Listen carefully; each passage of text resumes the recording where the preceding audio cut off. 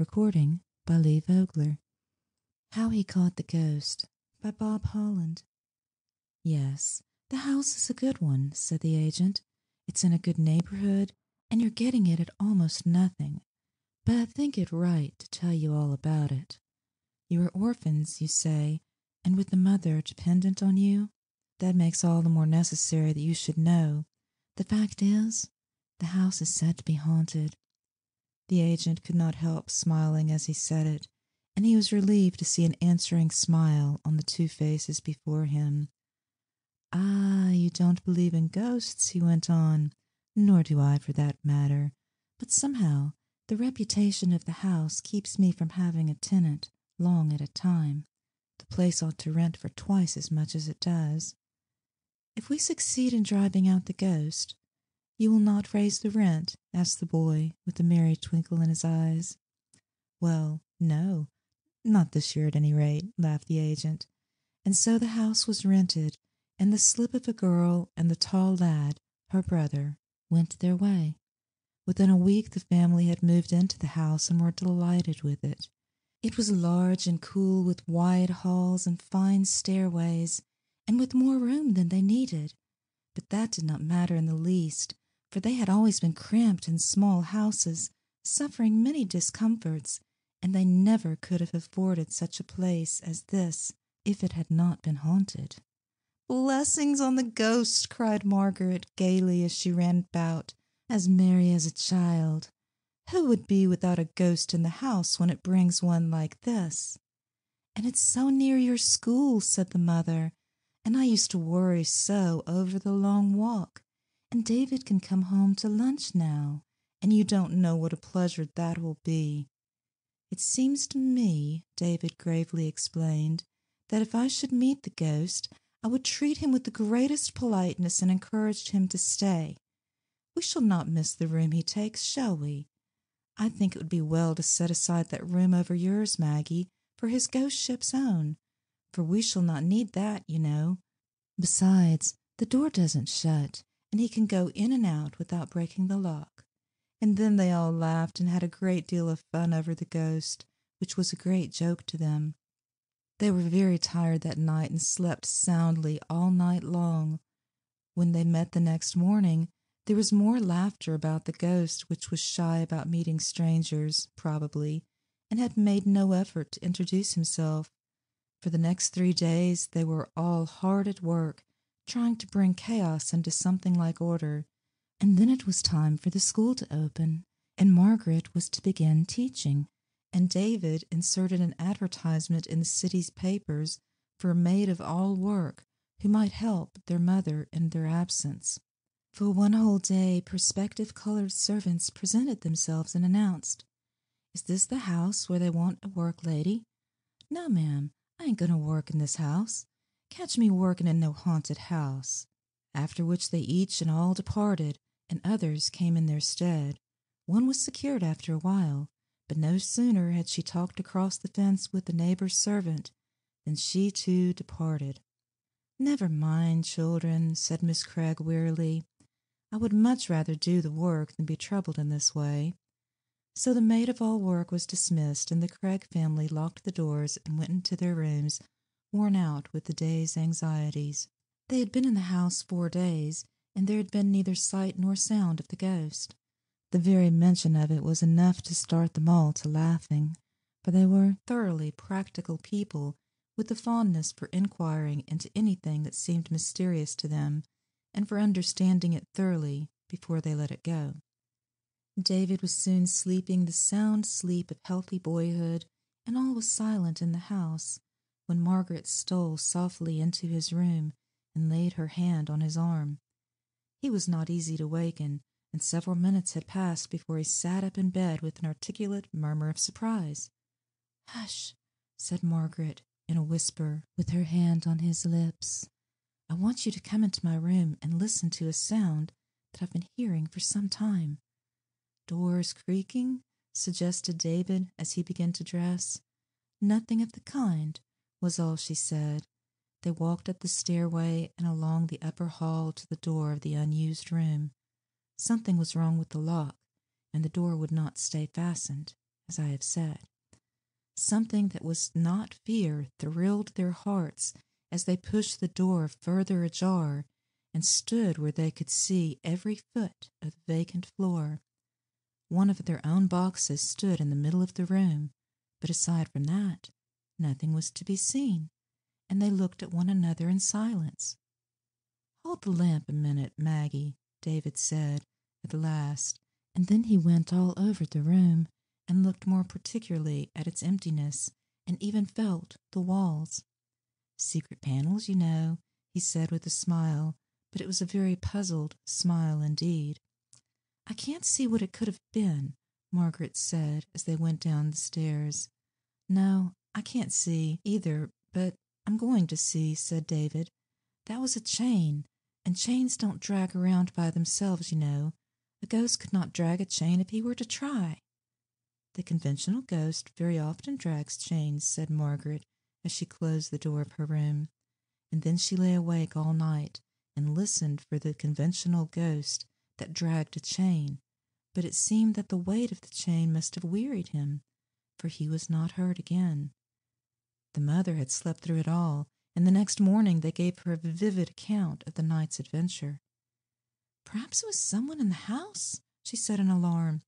There were no ghosts within the bounds of possibility so far as she was concerned, but burglars were very possible indeed. Then Margaret and David both laughed more than ever. "What fun it would be," said David, "for a burglar to get into the house and try to find something worth carrying away." So they went on to the next night, all three fully determined to spend the night in listening for the ghost and running him to earth if possible. But it was Margaret that heard the ghost after all. She had been sleeping and was suddenly startled wide awake, and there, overhead, was the sound of the chain dragging, and just as she was on the point of springing out of bed to call her brother, the chain seemed to go out of the upper room. She lay still and listened, and in a moment she heard it again. It was coming down the stairs. There was no carpet on the stairs, and she could hear the chain drop from step to step until it had come the whole way down. There it was, almost at the door of her room, and something that was strangely like fear kept her lying still, listening in horrified silence. Then it went along the hall, dragging close to the door, then further away, and back and forth for a while, and then it began dragging back up the stairs again. Step by step, she could hear it drawn over the edge of every step, and by the time it had reached the top she remembered herself and called David. Again did the brother and sister make a tour of the upper room with the lamp.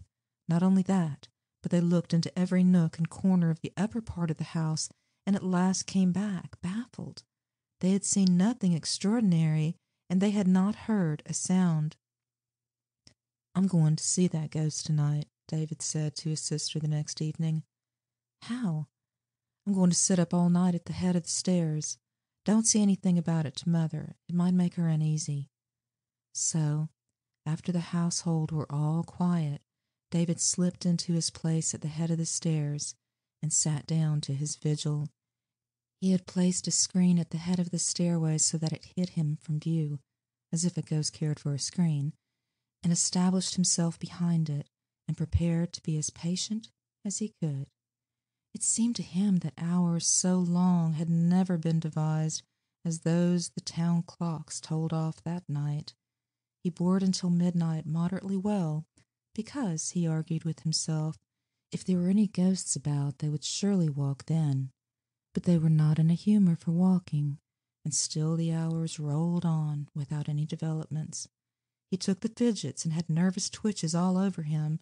At last he could endure it no longer and had leaned his head back against the wall and was going blissfully to sleep when he heard a chain dragging just beyond the open door of that unused room.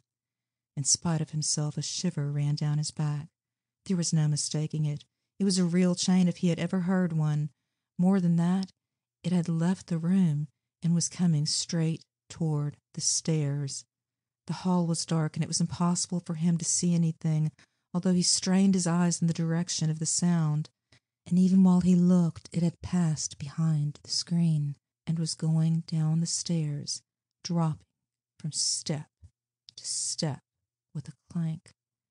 Halfway down, a narrow strip of moonlight from a stair window lay directly across the steps. Whatever the thing was, it must pass through that patch of light, and David leaned forward and watched.